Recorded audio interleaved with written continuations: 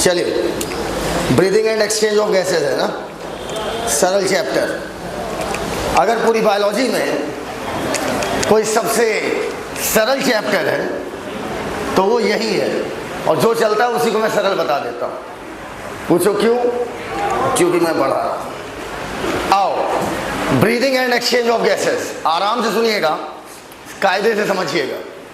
देखो, अगर मैं किसी भी ऑर्गेनिज्म की बात करूं, चाहे आप बैक्टीरिया की बात करिए, चाहे आप फंजाई की बात करिए, चाहे आप प्लांट की बात कीजिए, चाहे आप एनिमल की बात कीजिए, अगर कोई भी लिविंग ऑर्गेनिज्म है तो एक्चुअली में लिविंग ऑर्गेनिज्म एक मशीन है। वर्ड सुनने में थोड़ा अजीब लग रहा है, लेकिन समझिएगा, लिविंग ऑर्गेनिज्म क्या है? एक मशीन है। मशीन क्या है? 3 इडियट वाली डेफिनेशन याद है मशीन की? 3 इडियट वाली डेफिनेशन याद है? हाँ, up down up down up down, है ना? तो 3 इडियट वाली डेफिनेशन को और अच्छा करते हुए बोलता हूं कि मशीन क्या है, कि मशीन में सेट ऑफ टूल्स होते हैं, समझिएगा मेरी बात, अर्थात कुछ औजार होते हैं जो आपस में मिलकर एक दूसरे के साथ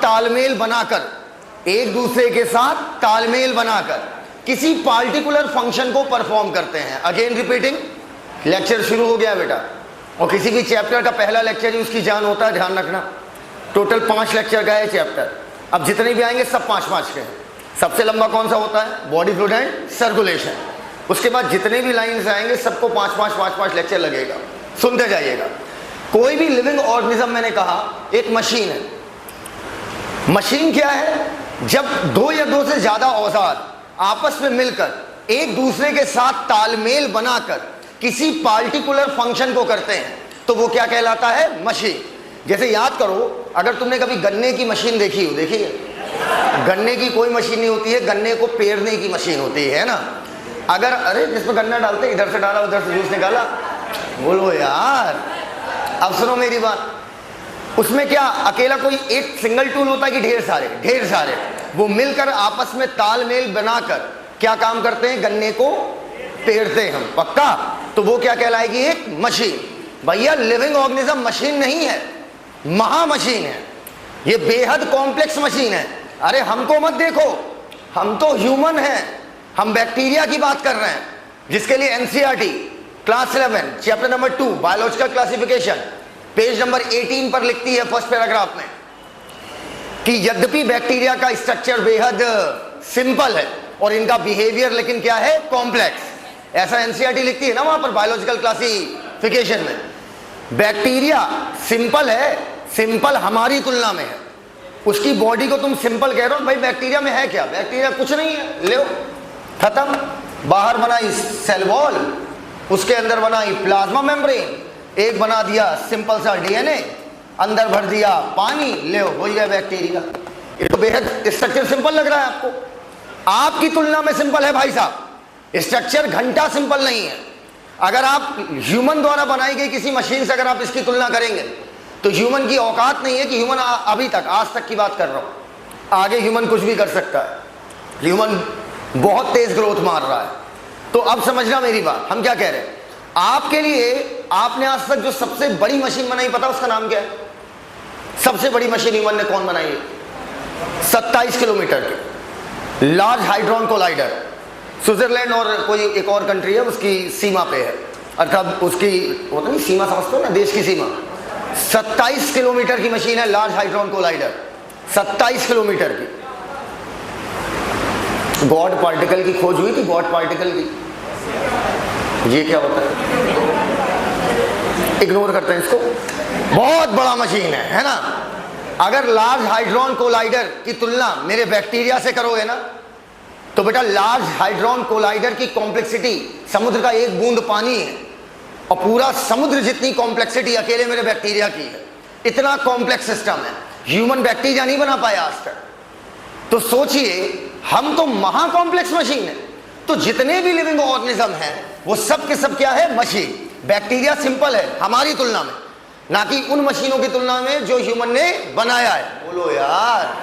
अब सुनो मेरी बात, कोई भी लिविंग ऑर्गेनिज्म है बेटा, आराम से सुनते जाइएगा, सिर्फ मेरी बात आपको सुननी है। आपको खुद का दिमाग प्रयोग में नहीं लाना है? पूछिए क्यों?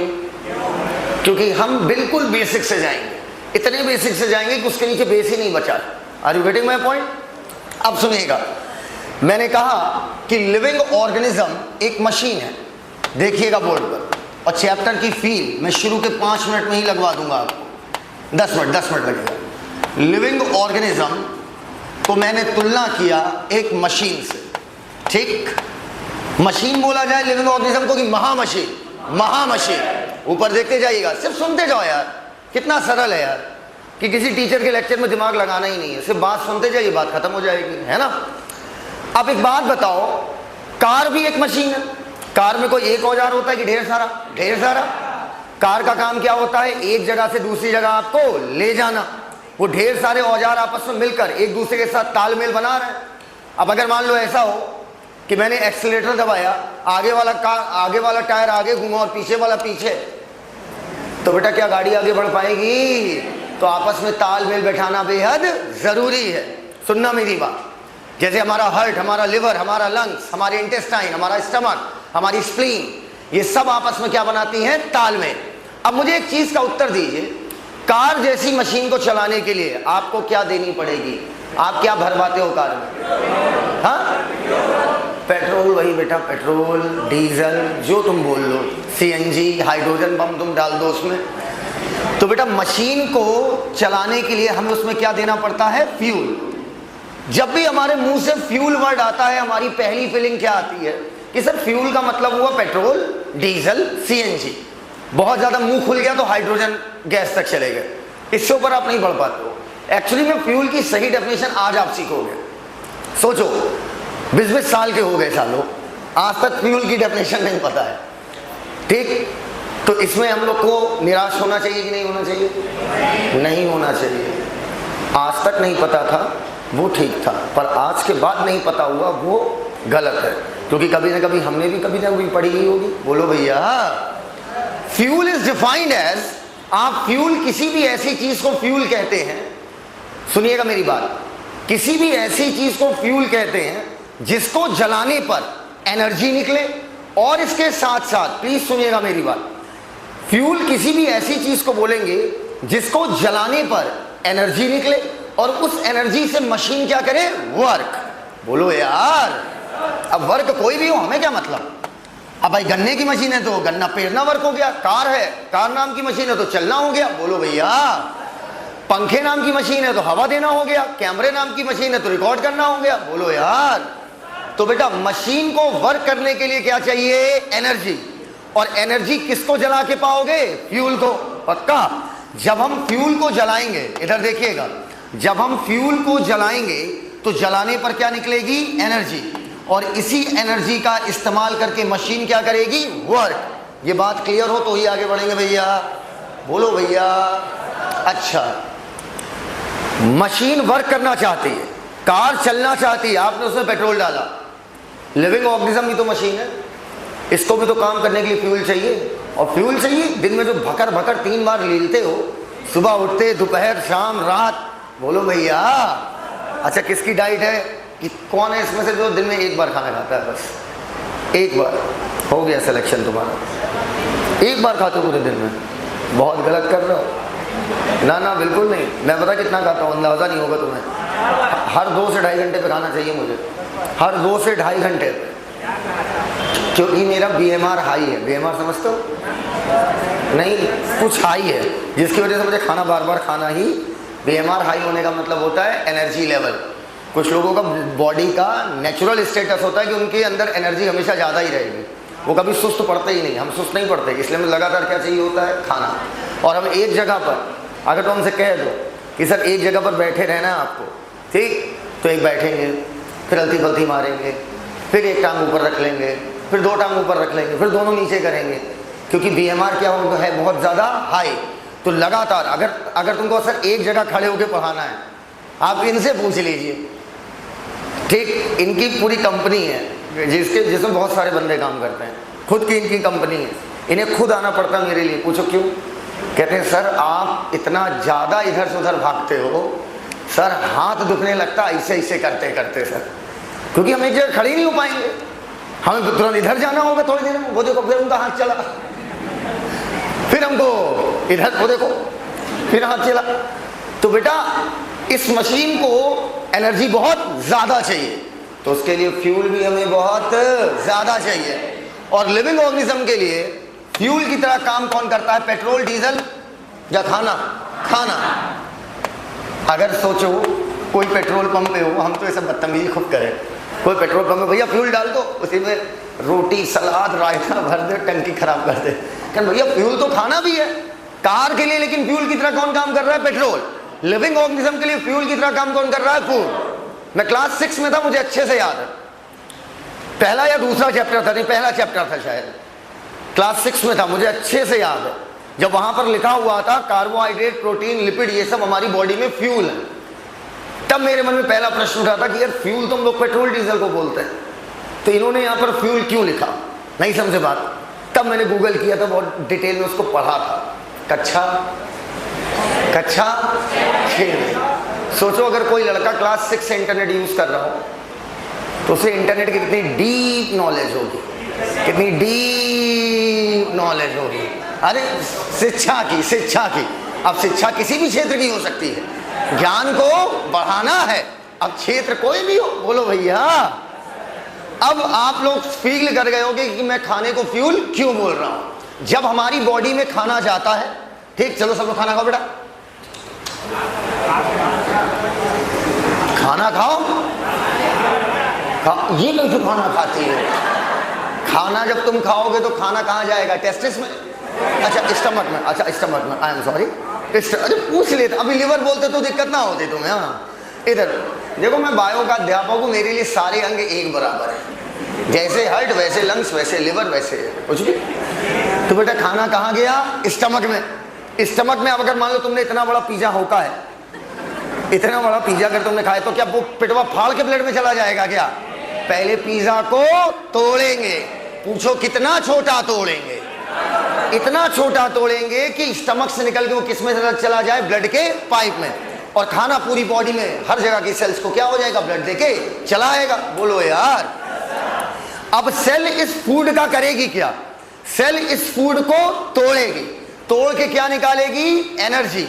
तोड़ के निकालेगी एनर्जी, जिससे लिविंग ऑर्गेनिज्म की बॉडी क्या करेगी? वर्क। सर हम लोग वर्क करते हैं बेटा। अगर तुमसे कोई पूछे ना, अगर तुमसे कोई पूछे कि अरे तुम तैयारी कर रहे हो, एक तो वो लोग बहुत पूछते हैं जो जिंदगी में कुछ नहीं किए होते हैं। तुम देख लेना, नोटिस करना, कोई सक्सेसफुल आदमी आपसे आके ये नहीं बोलेगा कि आप नहीं कर सकते, ठीक है? अरे काहे टाइम बर्बाद कर रहे हो? क्योंकि सक्सेसफुल आदमी को ये बात बहुत अच्छे से पता होती है कि सक्सेस बेहद कुत्ती चीज है, वो जल्दी आती नहीं, हाथ ही नहीं लगती यार, हाथ ही नहीं लगती। चाहे जितनी मेहनत कर लो, जब मेहनत करके टूट जाओगे और लगेगा तुमसे कुछ नहीं हो सकता, तब भी तुम खड़े होगे कहोगे कि नहीं यार कुछ नहीं हो सकता, कोई बात नहीं, तब भी पिले रहेंगे, मिल जाएगी, उसी टाइम मिलती है। और मैक्सिमम लोग सक्सेसफुल क्यों नहीं है मेहनत करने के बाद भी? क्योंकि वो इस वाली फीलिंग को झेल नहीं पाते कि मुझसे मैंने इतनी मेहनत की, उसका रिजल्ट क्या आया। ये फीलिंग एक दिन आएगी आपको जब आप खूब मेहनत कर लोगे, और आफ्टर दैट अगर उस टाइम आपने कहा ठीक है नहीं आई भाड़ में जाए, हम अपना पिले रहेंगे, भन्न से आ जाएगी। तो याद रखना, मेरी बात कभी भूलना नहीं, सक्सेस तुरंत नहीं मिलती है। अगर आपको लगता है ना आप खूब पढ़ो खूब पढ़ो खूब पढ़ो खूब पढ़ो खूब पढ़ो आ जाएगी, ऐसा कुछ नहीं होता बेटा। आप में से बहुत सारे बच्चे हैं जो खूब पढ़ते हैं और अंत में बोरिया बिस्तर पैक करके घर चले जाते हैं, ठीक, और कहते हैं हमसे नहीं हो पाएगा। बस उसी टाइम उन्हें अपना बोरिया बिस्तरा खोलना चाहिए, फिर लग जाना चाहिए, फिर वो बन जाएंगे डॉक्टर आराम से। किसी भी क्षेत्र में सक्सेस बड़ी रगड़ रगड़ के आती है। कैसे बेटा? किसी भी सक्सेसफुल आदमी से आप मिलते हो और उसकी स्पीच सुनते हो या उसकी बातें सुनते हैं तो आप बोलते हो वाह क्या बात है। एक बार उससे पूछो, उससे पूछो कि उसके पीठ पे कितने कितने तीर घुसे हुए हैं, उसने क्या क्या खो दिया बस सक्सेस पाने के लिए। मैं अपनी बात नहीं कर रहा हूँ, मैं तुम लोग को बता रहा हूँ। Are you getting my point? अगर कोई तुमसे पूछे क्या कर रहे हो कानपुर में, कोई काम धंधा है नहीं, दिन भर घूमते रहते होगे, और बेटा आ गए हो सेलेक्ट होके ही जाना, पूछो क्यों? क्योंकि तुम चाहे जितना पढ़ लो, और आप लोग को तो खास तौर से बोल रहे हैं, बहुत बुरा लगेगा जो काम आप ना करते हो उसके लिए भी आपको कोई ब्लेम कर दे, तो आप ये बर्दाश्त नहीं कर पाओगे। आपको लगे साला हम दिन भर पढ़ते थे, साला बोल रहा घूमते रहते थे। और गांव में तो ऐसे ऐसे लोग होते हैं, पूछो नहीं। जैसे काका जी के स्टूडेंट है ना, नहीं समझे, एक कहेगा हमने साहिल सर को देखा रात में 11 बजे, अगला कहेगा तो देखा, पगल ने देखा, हमसे मिल के गए थे, हमें तो बात हुई थी उनकी। तो ऐसे तुम्हें गांव में बताएंगे कि अरे हमने अपनी आंख से देखा, लड़की के साथ घूम रहा था वो, लड़की हम नाम बता दें, उसका नाम रिंकी, पूरा बता देंगे। और तीसरा वाला उसमें ऐड कर देगा अरे मऊ की है भाई, चौथा बताएगा अरे कोर्ट मैरिज हो गई है भाई, और पांचवा पापा चप्पल गाल पे, जो पापा किसी की बात सुनता नहीं। अब सुनना मेरी बात, तो जब भी कोई पूछे कि तुम क्या काम करते हो, तो बेटा उन्हें बता देना, कहना बेटा जितना काम करते हैं ना, सोच ना पाइयो, 1 मिनट में 72 बार दिल धड़कवाता हूं, 1 मिनट में, वो भी कायदे से 0.8 सेकंड की कार्डियक साइकिल चलाता हूं, कोई बगैर किसी गलती के दोनों एट्रिया एक साथ कॉन्ट्रैक्ट कराता हूं। जब वेंट्रिकल कॉन्ट्रैक्ट कर रहा होता ध्यान रखता हूं कि एट्रिया रिलैक्स कर रहा हो, कब कौन सा वॉल खोलना, कब बंद करना, सब ध्यान रखना पड़ता है। लंग्स को 12 से 16 बार हर मिनट फुलाना पिचकाना पड़ता है। स्टमक में लगातार एंजाइम निकलवा के खाना तोड़वाना पड़ता है, इंटेस्टाइन से एब्जॉर्ब कराना पड़ता है। दिन भर ब्लड घुमाता रहता हूं, दोनों किडनी से दिन भर में ब्लड छान कर पेशाब बनाता हूं, जहरीले माल निकालता हूं, बॉडी में 5000 अलग अलग टाइप की केमिकल रिएक्शन एक समय पर चलवाता हूं, आंखों से देखता हूं, नाकों से सूंघता हूं, जी इतना काम करता हूं। बोल रहा हूं कि मैं काम क्या करता हूं, बोलो बेटा। तो बेटा हम लोग बहुत लेबोरियस हुए नहीं। तो लिविंग ऑर्गेनिज्म को इन तमाम वर्क करने के लिए क्या चाहिए, एनर्जी। अब देखो बेटा, जो फ्यूल लिया आपने, फ्यूल को जलाने का तरीका कहलाता है रिस्पायरेशन। रिस्पायरेशन की आप तमाम डेफिनेशन पढ़ते हैं, बेस्ट डेफिनेशन यही है कि लिविंग ऑर्गेनिज्म द्वारा फ्यूल को जलाकर ऊर्जा निकालने का प्रोसेस, क्या बोला दोबारा सुनना, लिविंग ऑर्गेनिज्म द्वारा फ्यूल को जलाकर एनर्जी निकालने का प्रोसेस कहलाता है रिस्पायरेशन। अगर एनर्जी निकालने में ऑक्सीजन इस्तेमाल हो रही है तो एरोबिक रिस्पायरेशन, और अगर एनर्जी निकालने में ऑक्सीजन इस्तेमाल नहीं हो रही है तो एन एरोबिक रिस्पायरेशन।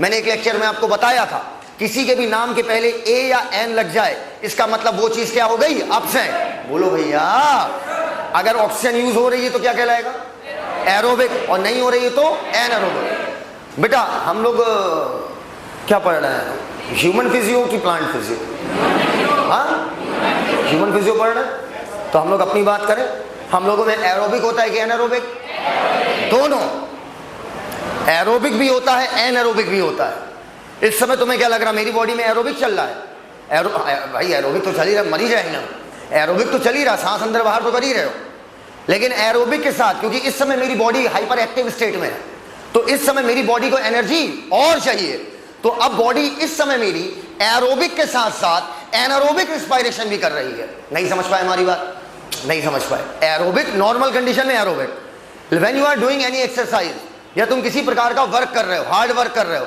तो बॉडी को एनर्जी चाहिए अब ज्यादा। अरे यार जब तू वर्क करेगा ज्यादा तो एनर्जी चाहिए ज्यादा, ज्यादा एनर्जी पैदा करने के लिए अब रिस्पायरेशन हमारी बॉडी एरोबिक के साथ साथ कौन सा करने लगती है, एनारोबिक। एकदम क्लियर है, बोलो यार। ज्यादा एनर्जी एरोबिक में मिलती है बच्चा, जब मैं प्लांट फिजियो पढ़ाऊंगा तब सिखाऊंगा। ज्यादा एनर्जी किसमें मिलती है, एरोबिक में, लेकिन वो ज्यादा एनर्जी एक्सरसाइज के दौरान पड़ जाती है कम, तो हमें और चाहिए तो हम लोग क्या करने लगते हैं, एनारोबिक। एकदम क्लियर है वाली बात, अब समझ गए ना।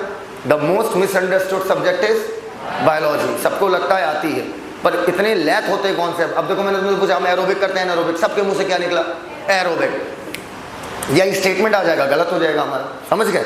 बायोलॉजी एकदम क्लियर कट पता होनी चाहिए कि हाँ भैया ये ऐसा होता है, ये ऐसा होता है, ये ऐसा होता है। आइए अब मैं दिखाता हूँ आपको हम लोगों में एरोबिक रिस्पायरेशन होता कैसे है। चलो ये बताओ, ग्लूकोज खाते हो, बोलते ही नहीं हो यार।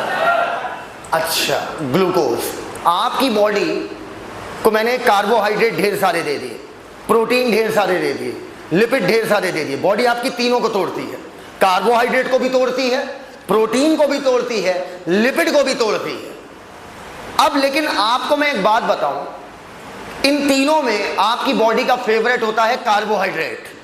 क्यों फेवरेट होता है कार्बोहाइड्रेट, वो हम सीखेंगे रिस्पायरेशन इन प्लांट्स में।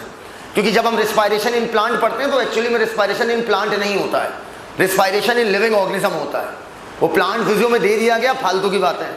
वो सेम प्लांट का भी केस है, सेम हमारा भी केस है, तो सुनते जाइएगा। तो आपकी बॉडी का फेवरेट तोड़ने के लिए फ्यूल कौन सा है? कार्बोहाइड्रेट। कार्ब में भी, कार्बोहाइड्रेट को शॉर्ट में कार्ब बोलते हैं। क्या बोलते हैं? कार्ब। अगर कार्ब में भी आपको फेवरेट चुनना हो तो ग्लूकोज। ग्लूकोज सबसे फेवरेट सबस्ट्रेट है। सबस्ट्रेट समझते हो? जिसको बॉडी तोड़ेगी और क्या निकलेगी? एनर्जी। बोर्ड की तरफ देखिएगा, कितने लोग यहां पर ऐसे बैठे हैं जिन्होंने अपने जीवन में पार्ले जी का सेवन किया है? पार्ले जी बिस्कुट, पार्ले जी बिस्कुट। तुम भैया पिंक वाले क्या खाते थे? ब्रिटानिया वाले हो क्या? इधर आओ, नाम होगा पप्पू कुमार, खाएंगे ब्रिटानिया। सुनो हम क्या कह रहे हैं, कहीं पार्ले जी खाए ना? पता है दुनिया का सबसे बड़ा गम क्या है? पार्ले जी का टूट के गिरना। लेकिन हम लड़के कम नहीं हैं, अंत में खमरिया ढक से अंदर। आओ बेटा, पार्ले जी, जी फॉर ग्लूकोज, पार्ले जी का पैकेट, जी पैकेट। आओ, जी से ग्लूकोज,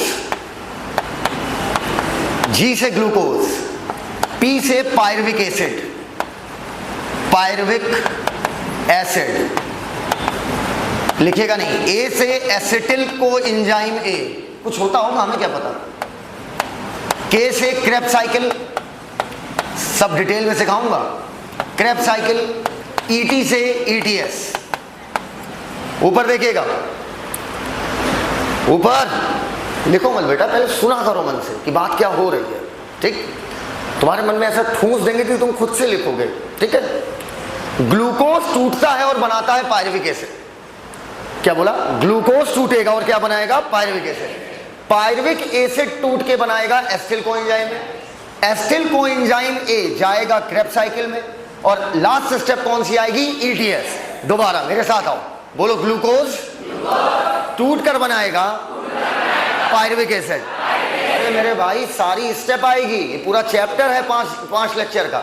ग्लूकोज टूट के बनाएगा पायरुविक एसिड, पायरुविक एसिड टूट के बनाएगा acetyl coenzyme A, acetyl coenzyme A जाएगा क्रेब साइकिल। एक साइकिल होगी कोई, हमें क्या पता यार। क्रेब साइकिल अंत में स्टेप आएगी ईटीएस। क्या कहीं पर भी अभी तक आपको ऑक्सीजन दिखाई दी? बातें तो सर आप एरोबिक रेस्पायरेशन पे कर रहे थे, आप बता रहे थे हम एरोबिक रेस्पायरेशन दिखा रहे हैं, ऑक्सीजन आपने कहीं यूज की ही नहीं। ऑक्सीजन बेटा ईटीएस पे अटैक करती है। कहां पर अटैक करती है? ईटीएस। और ईटीएस में भी सुनो चच्चा, ईटीएस की भी लास्ट स्टेप पे, ईटीएस में भी मत बोलना, ईटीएस की भी लास्ट स्टेप पर रिस्पायरेशन इन प्लांट खोलिए, रिस्पायरेशन इन प्लांट, तीसरा पेज, चौथा sorry, plant growth and development के पहले सुनो, किसके बाद? Living world, biological classification, plant kingdom, animal kingdom, morphology of flowering plant, anatomy of flowering plant, structural organisation in animals, cell the unit of life, biomolecule, cell cycle and cell division, transport in plant, mineral nutrition, photosynthesis in higher plant, इसके बाद आएगा। और किसके पहले ये बताना, किसके पहले ये बताना, plant growth and development, digestion and absorption, breathing and exchange of gases, body fluid and circulation, excrete protection, elimination, locomotion, movement, neuro control and coordination और chemical control and coordination. 12th कब बताना है? मिला?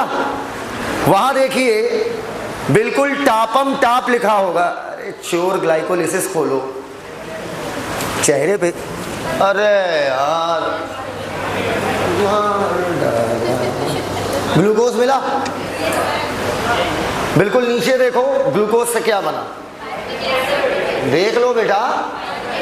ग्लूकोज टूट के क्या बनाया? पन्ना पलट, पलट बगल वाले पेज पे देखो, नीचे येलो कलर की एक पट्टी गई है, पन्ना पलट, येलो कलर की पट्टी गई है।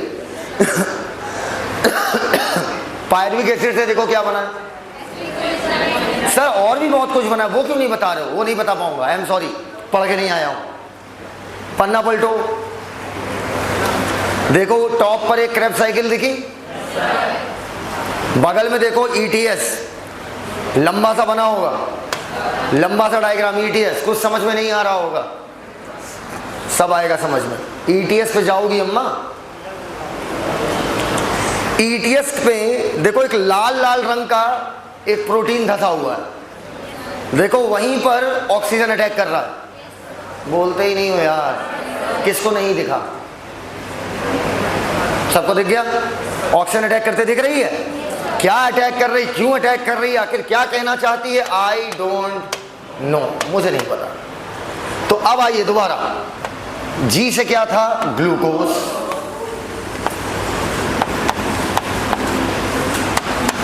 पी से क्या था? पायरुविक एसिड, ए से क्या था? Acetyl coenzyme A. क्या है सर ये सब? हमको नहीं पता। बता दो सर, नक्शा ना मारो। बताएंगे बेटा, आने तो प्लांट फिजी हो। ईटी से क्या है? ईटीएस। पूरा ही कर लो ना, पैकेट कंप्लीट हो जाएगा। बोलो यार, ऑक्सीजन कहाँ अटैक कर रही है? ईटीएस पर। अरे मोर भाई, मतलब ऑक्सीजन ग्लूकोज पे डायरेक्ट अटैक नहीं करती, ऑक्सीजन ग्लूकोज पर डायरेक्ट अटैक नहीं कर रही है। कहाँ अटैक कर रही है? इनडायरेक्ट। क्लियर हो तभी बोलना। टकले, ऑक्सीजन ग्लूकोज पर डायरेक्ट अटैक नहीं कर रही है।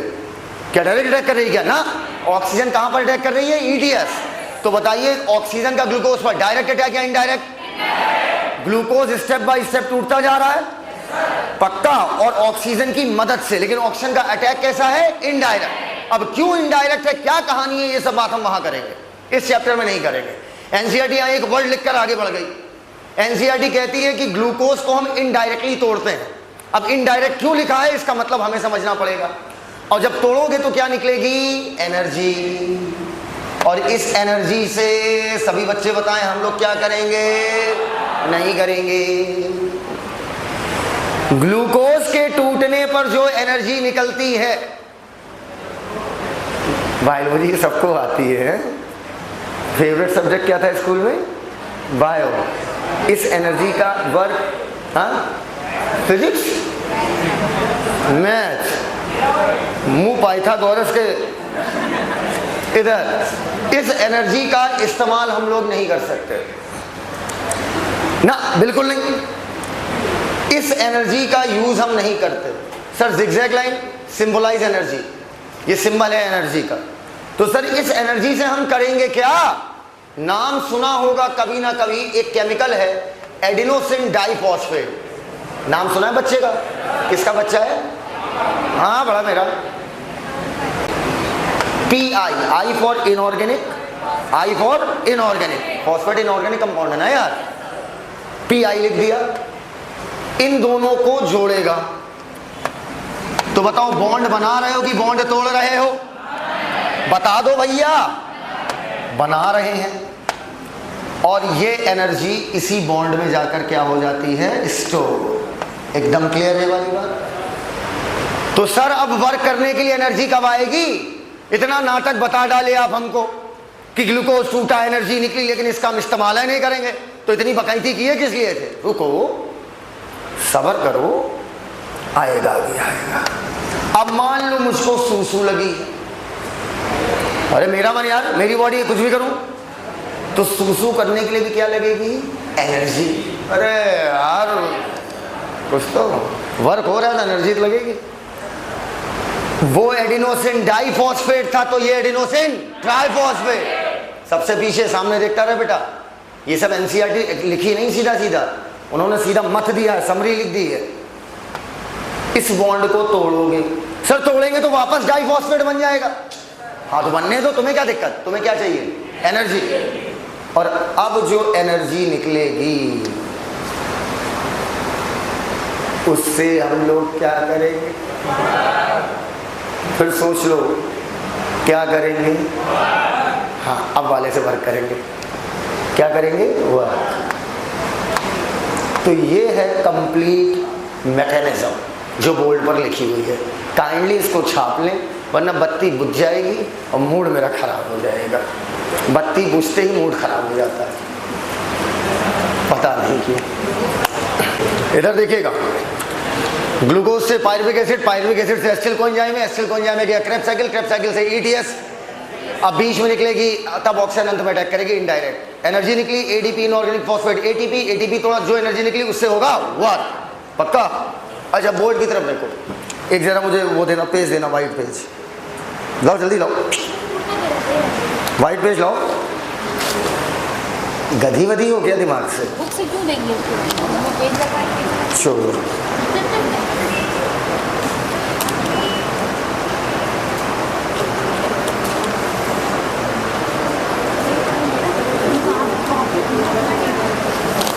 टोटल देख के बताओ कितने कार्बन है?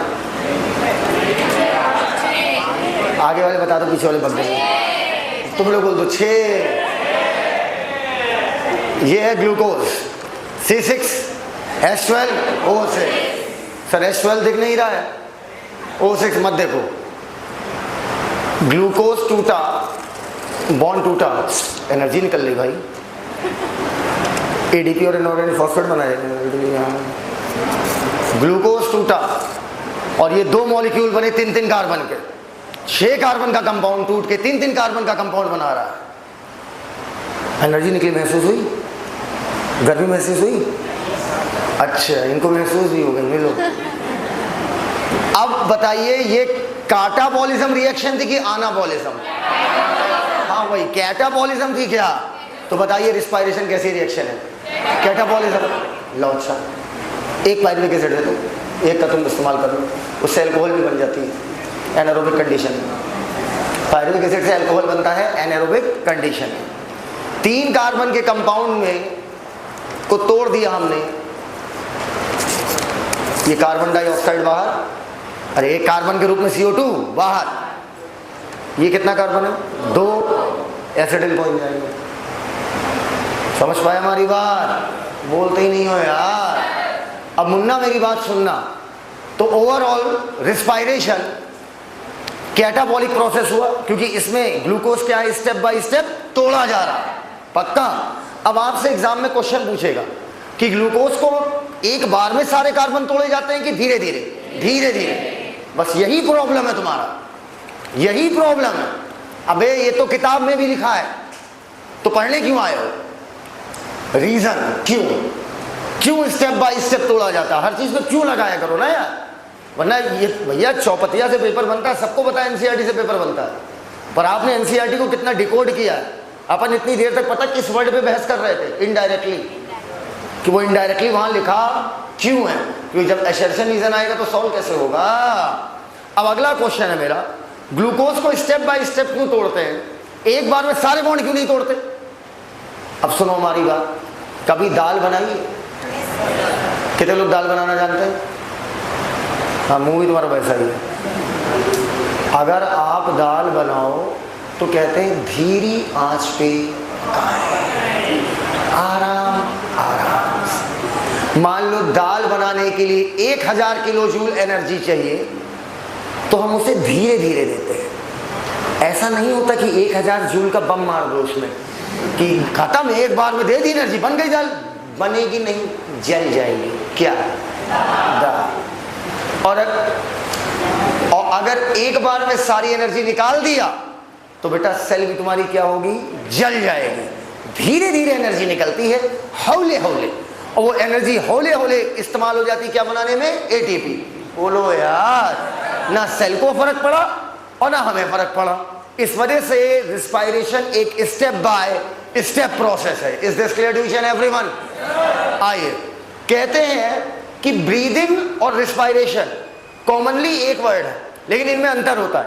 आमतौर पर आप ब्रीदिंग और रिस्पायरेशन को एक बोल देते हो, पर ये एक वर्ड नहीं है, इनमें थोड़ा अंतर है, थोड़ा नहीं बड़ा अंतर है। आगे आएगा मेरे कल के लेक्चर में कि रिस्पायरेशन के अंदर आता है ब्रीदिंग, अर्थात रिस्पायरेशन बड़ा शब्द है, उसके 5 स्टेप्स हैं। उसकी पहली स्टेप है ब्रीदिंग, लेकिन कॉमनली बोल देते हैं ठीक है यार कि ब्रीदिंग और रिस्पायरेशन क्या है? एक ही चीज है। अब एनसीईआरटी लिखती है इसलिए मुंह सिकोड़ के बोलना पड़ रहा है। कहती place your hand on your छाती, you will feeling up and down. इसका मतलब यू आर सांस लेइंग। बोलो यार, नहीं मुझे तो लगा कि place your hand on your chest, your छाती is moving up and down, इसका मतलब आई एम प्रोड्यूसिंग स्पर्म। नहीं, मुझे आज तक यही पता था, मुझे आज एनसीईआरटी ने लिख दिया तो मेरे कॉन्सेप्ट क्लियर हुआ। हाँ हाँ अन्नू, हाँ सुनो हमारी बात। अब ब्रीदिंग है क्या? सब लोग सांस खींचो। कहां गई? लंग्स में। सांस छोड़ो। This is called one breathing. एक बार सांस लेकर एक बार सांस छोड़ना, लेना नहीं, लेना प्लस छोड़ना, इज कॉल्ड वन ब्रीदिंग। एकदम क्लियर है वाली बात। हम कौन सी गैस लेते हैं? बहुत बढ़िया, हम एयर लेते हैं और एयर छोड़ते हैं। हमें मेरे भाई यहां पर क्या ऑक्सीजन फिल्टर लगा हुआ है क्या? अरे कि ऑक्सीजन ही अंदर जाएगी, बाकी नाइट्रोजन हट। अबे 78% नाइट्रोजन है तो वो ज्यादा जाएगी। लेकिन सर बायोलॉजी में दो ही गैस का महत्व है, एक O2 और एक CO2। बोलो यार, वो भी तुमने सुन लिया। तुमने ये भी नहीं पूछा क्यों? क्योंकि O2 हमें चाहिए ETS के लिए, अरे और CO2 एक जहरीली गैस है। पूछो कितनी जहरीली? महाजहरीली। इतनी जहरीली गैस है कार्बन डाइऑक्साइड कि अगर आपकी बॉडी में, आप अपनी बॉडी से 1 मिनट तक कार्बन डाइऑक्साइड ना निकालो, 1 से 1.5 मिनट तक, आपकी मौत हो जाएगी। इतनी जहरीली गैस हमारी सेल पैदा कर रही है। सेल लगातार ऑक्सीजन इस्तेमाल कर रही है और कार्बन डाइऑक्साइड छोड़ रही है। याद करो, एक मैंने फाड़ के फेंका था, बोला CO2 निकल गई। तो लगातार ये जो रिएक्शन चल रही है, इसमें O2 इस्तेमाल हो रही है, घुस रही है, और एनर्जी के साथ क्या निकल रहा है? CO2। ये बताओ, कभी सांस रोके हो? सांस रोकने का हम लोग कंपटीशन करते थे ना बचपन में, कौन ज्यादा देर तक रोक लेता है। फिर हम कहते हैं अरे यार हक गया भाई साहब। और तुम्हें अंदर क्या लगता है कि बॉडी में किस चीज की कमी पड़ गई? ऑक्सीजन की। गलत, ऑक्सीजन की कमी नहीं पड़ी, CO2 की मात्रा बढ़ गई। आपको जो सांस लेने की चाहत होती है, जब मान लो आज अपने रूम पार्टनर के मुंह पे तकिया रख देना थोड़ी देर तक और बैठ जाना उसके ऊपर, ठीक है। फिर थोड़ी देर बाद तकिया, मतलब ये नहीं बेटा ऑन कैमरा बोल रहा हूँ, मतलब 10 सेकंड से ऊपर नहीं होना चाहिए, ठीक है। इधर, और तकिया जैसे ही हटाओगे ना, तकिया जैसे ही हटाओगे ना, समझना कायदे से, है ना, कैसा लगा? एक घंटा मारे, साले सांस नहीं ले पा रहे थे। तुम कहना गलत, फिर दबाऊंगा साले जब तक तुम्हें सही नहीं पता होगा। सांस लेने की दिक्कत नहीं थी, सांस छोड़ने की दिक्कत थी। हमारी बॉडी ऑक्सीजन की कमी को एक बार झेल सकती है। पूछो वाई वाई वाई, आगे बताएंगे, क्योंकि डीऑक्सीजनेटेड ब्लड में भी ऑक्सीजन होती है।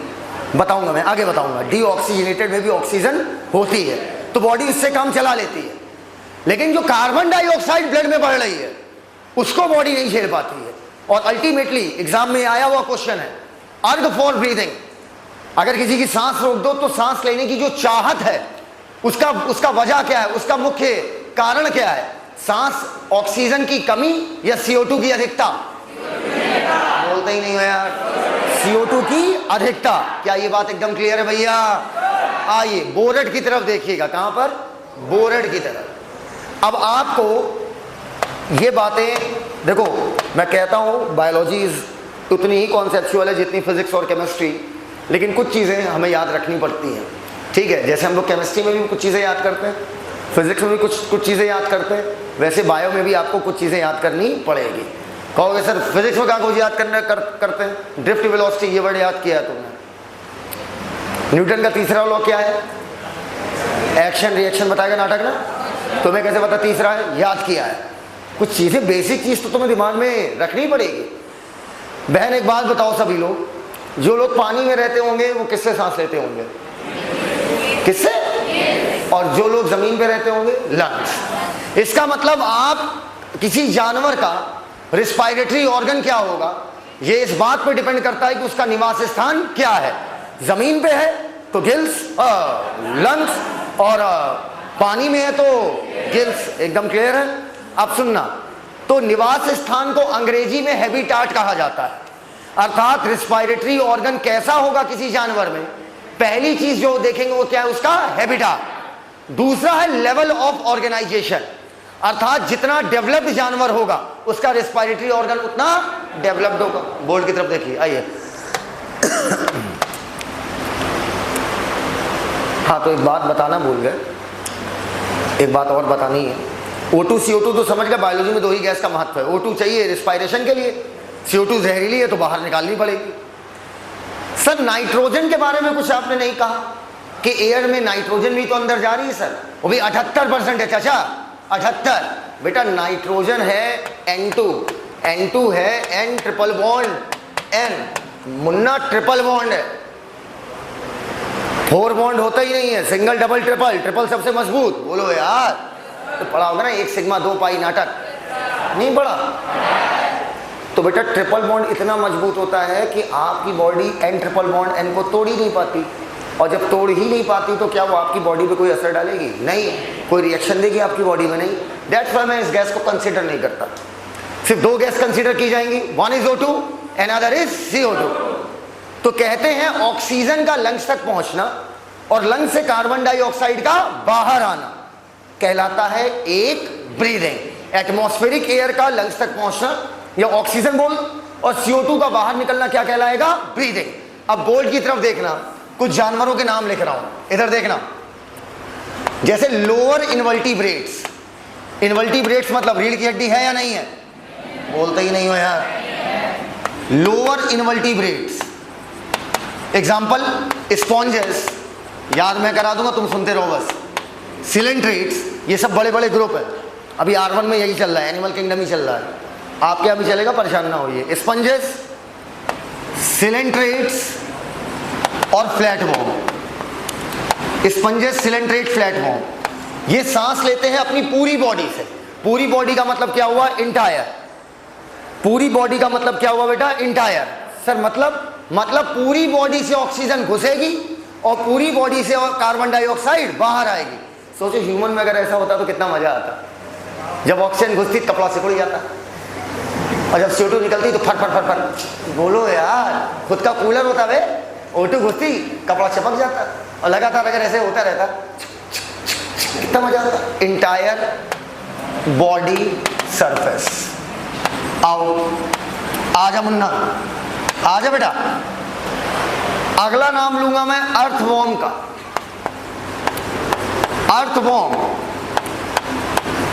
बेटा एक बात बोल, इसको लिख लिया पहला वाला, लिखो पहले। हाँ, तो क्या कह रहे थे? लोअर इनवर्टिब्रेट्स, ऑन है नहीं? लोअर इनवर्टिब्रेट जैसे कौन कौन? स्पंजेस, सिलेंट्रेट्स और फ्लैटवॉर्म, ये आपकी पूरी बॉडी सरफेस से क्या करते होंगे? ब्रीदिंग। अब अर्थवॉर्म की बात करें बेटा, एक बात मैं कह रहा था, बोलते बोलते रुक गया था, आइएगा। अगर मैं अर्थवॉर्म की बात करूं, ठीक, तो अर्थवॉर्म अपनी क्यूटिकल से, अर्थात जो इनकी स्किन है उसकी सबसे आउटर मोस्ट लेयर को बोलते हैं क्यूटिकल। क्या बोलते हैं? बोलो क्यूटिकल। कभी अर्थवॉर्म मन से देखा है? कभी केचुआ खाया है? कभी अर्थवॉर्म को मन से देखना, अर्थवॉर्म के बिल्कुल ऊपर वाली लेयर बिल्कुल चिकनी चिकनी, बिल्कुल लिबलिबी, बिल्कुल रसीली लगती, बिल्कुल चाउमीन की तरह। बोलो हाँ या ना? तो वो जो चमक वाली लेयर है ना, उसी को क्यूटिकल बोलते हैं। और एक बात याद रखना, कभी भूलना नहीं, गैसेस का आदान प्रदान तभी हो सकता है, सही से सुनना अम्मा, गैसेस का आदान प्रदान तभी हो सकता है जहां से गैस का आदान प्रदान होगा, मतलब ऑक्सीजन घुस रही है और कार्बन डाइऑक्साइड निकल रही है, वहां पर वो सरफेस नमीदार होनी चाहिए। अगर वहां पर नमी नहीं है तो गैसेस का आदान प्रदान होगा नहीं। इसका मतलब सर हमारे लंग्स के केस में, हाँ बिल्कुल, आपके जो लंग्स हैं, आपके एल्वेलाई नमीदार हैं, बिल्कुल नमीदार है। सर अगर नमी नहीं होगी गैस का आदान प्रदान नहीं होगा। पूछो क्यों? परसों बताऊंगा। मॉइस्ट क्यूटिकल, पक्का? आओ बेटा, कॉकरोच की बात करता हूं। मैंने आपको कल कुछ लिखवाया था कॉकरोच के बारे में, याद आया कि इंसेक्ट में ब्लड का काम गैसेस का आदान प्रदान करना नहीं है। अभी मत लिखो, अभी इधर देखो बोर्ड की तरफ, अभी याद करेंगे तब लिखिएगा। मान लीजिए कॉकरोच है, मैं ऐसे दिखा रहा हूं, समझ गया ना? अरे मतलब कॉकरोच ऐसे है, मैं ऊपर से दिखा रहा हूं, देखना।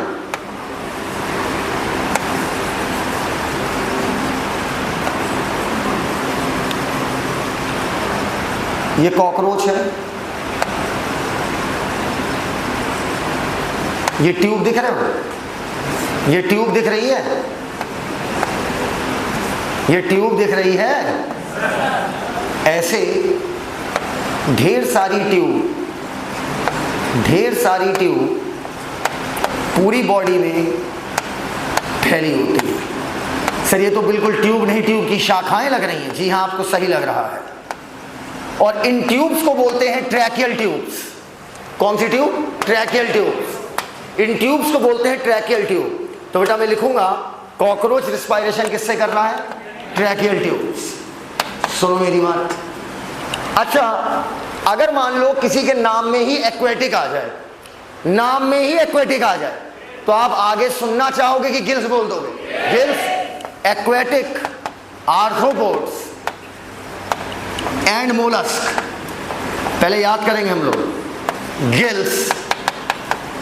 इसके बाद ये बताओ जमीन पे रहने वाले किससे सांस लेते होंगे? लंग्स।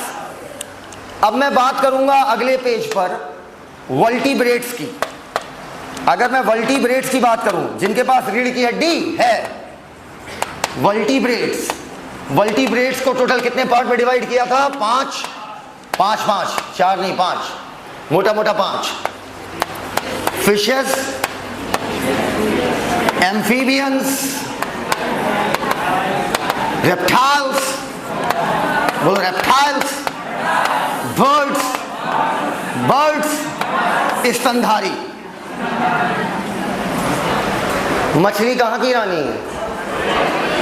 हाँ, तो मछली किससे सांस लेगी? पानी सूंघते ही क्या मार दो? गिल्स। एम्फीबिया का केस लास्ट में लाऊंगा। Reptile, bird, mammal, lungs. Amphibia का एक फेमस एग्जांपल का नाम लो। कौन? रॉग? अच्छा, फ्रॉग। हाँ, फ्रॉग सही है। मेढक। आपने कभी मेढक का प्रैक्टिकल किया है? आप लोग के टाइम में बंद हो गया था ना? बंद हो गया था। मेरे टाइम में भी बंद था, लेकिन मैंने किया था। किसे पता कि किया कि नहीं किया, तो मैंने कर दिया धीरे से। मेढक को कभी चीरिए, ठीक, चीरने के बाद मेढक को खोलिए। ये मैं निर्दयता नहीं दिखा रहा था, मैं स्टडी पर्पस से कर रहा था। समझ पाए बात को? तो अब क्या है, उनकी आत्मा को शांति मिले, हम लोग 1 मिनट का मौन रखेंगे उनके लिए। और मेढक खोले, जैसे खोलोगे ना भाई साहब, पिंक कलर के उसके प्यारे प्यारे लंग्स, गुब्बारे की तरह। जैसे गुब्बारा होगा, गुब्बारा फूला, फिर फुस, फूला फुस, फूला फुस, फिर उसमें एक पंचर कर दो तो फूलना बंद हो जाएगा। हाँ, अगर तुमने एक पंक्चर कर दिया, मेढक पढ़ाऊंगा इस बार तो बताऊंगा क्यों फूलना पिचकना बंद हो जाता मात्र एक पंक्चर करने से उसके लंग्स में।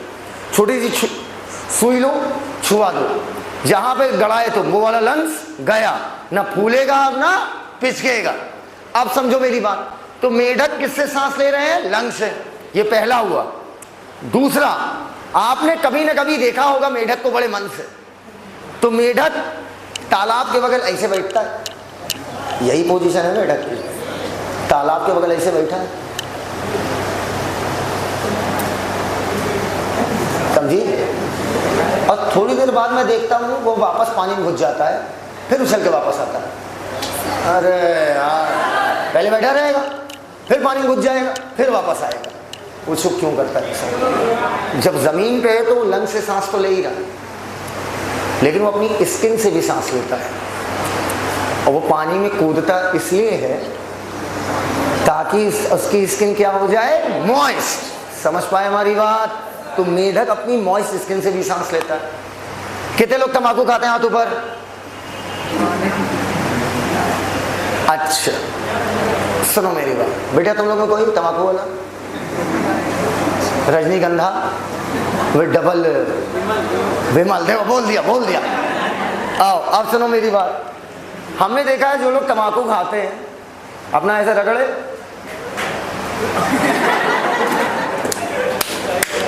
किए और उठाए, एक चुटकी सिंदूर लिए, यहीं दबा लिए, बार अपना दबा लिए, डाउट बताया जा रहा है।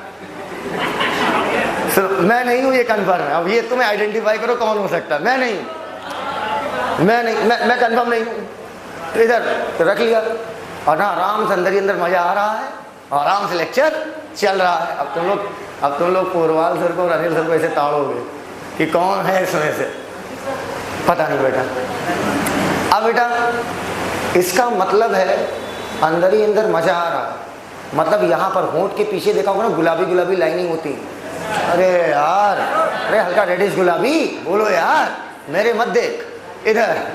तो गुलाबी गुलाबी लाइनिंग होती, उसी से तंबाकू घुस जाती है ब्लड के अंदर। इन लाइनिंग को बोलते हैं बक्कोफेरेंजियल लाइनिंग। बक्को मतलब देखो क्या होता है, बक्की मतलब गाल, बक्की बक्की, पक्की नहीं बक्की, बक्की मतलब गाल। अच्छा कभी ऐसे देखा, ए देख देख देख देख देख देख देख देख देख देख, ऐसे मेरा बेटा कैसे करेगा, ये ऊपर नीचे होता है। इतने मन से क्या देखती थी बैठक में। देखो 3 पार्ट में डिवाइड किया, लंग्स, बक्को फेरेंजियल लाइनिंग और moist skin, over and out moist skin. हो जाए तो इत्तला करिएगा। हो गया? पहले पीछे वाला याद करेंगे, मेरे साथ आइए बच्चों। लोअर इनवल्ट, ऊपर लिखो मत, ए पागल औरत, बोलो lower invertebrates, sponges, coelenterate, platforms. लाख याद हो बोलिए, lower invertebrates, sponges, coelenterate, platforms, entire body surface. बोले sponges, coelenterate, platform, sponges, coelenterate, platforms, sponges, coelenterate, platform, sponges, coelenterate, platform. आप में से कितने लोगों ने मेरी मैराथन की है? मैराथन की आप लोगों ने, जो एक सांस में धड़धड़ाते हैं। मैराथन जब चलती है ना तो एक सांस में सब खत्म होता है। मतलब एक सांस घसीटेंगे, चैप्टर खत्म, फिर सांस छूटेगी अगले चैप्टर के लिए। इतनी फास्ट कैसे कोई बोल सकता है? आपको लगता है मैं सोच के बोल रहा हूं ना? ये कहने की बात है, ये सब फर्जी में अपने आप को तुम्हें बड़ा जीनियस देखो, ऐसा कुछ नहीं है। सोचा वोचा नहीं है उस समय के लिए। मैं चीज़ों को दो तरीके से दिमाग में रखना पसंद करता हूँ, एक कॉन्सेप्चुअली और एक रटंत विद्या। दोनों का फायदा होता है इन केस ऑफ कंपटीशन। अब कंपटीशन में सोचोगे थोड़ी, जैसे यार लोअर इनवर्टिब्रेट मुंह से इंटरवर्टिब्रेट पार्ट आगे नहीं समझे बात को। बोले sponges, coelenterate, platforms, entire body serve. हम अर्थवॉर्म बोलेंगे, आप मॉइस्ट टूट के लिए अर्थवॉर्म, मॉइस्ट टूट के लिए अर्थवॉर्म, मॉइस्ट टूट के लिए बोलो earthworm, earthworm, earthworm, earthworm, insect tracheal tube, insect aquatic fish Gill से, बाकी बचे लंग से, बक्कोफेरेंजियल लाइनिंग और मॉइस्ट स्किन। यहां तक तैयार हो गया है। अर्थवॉर्म किससे लेता है? मॉइस्ट टूट के। छापिए, ऊपर लिख देना डिपेंडिंग अपॉन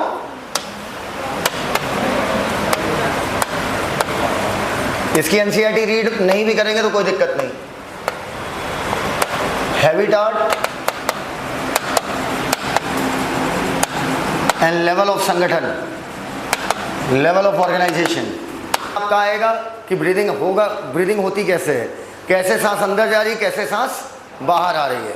उसके बाद टाइडल वॉल्यूम, नाम सुना, नाम सुना है? जितने भी वॉल्यूम कैपेसिटीज पढ़ेंगे। After that transport of gases, Bohr's effect, regulation, disorder, chapter खत्म। आज की बातें यहीं तक करेंगे।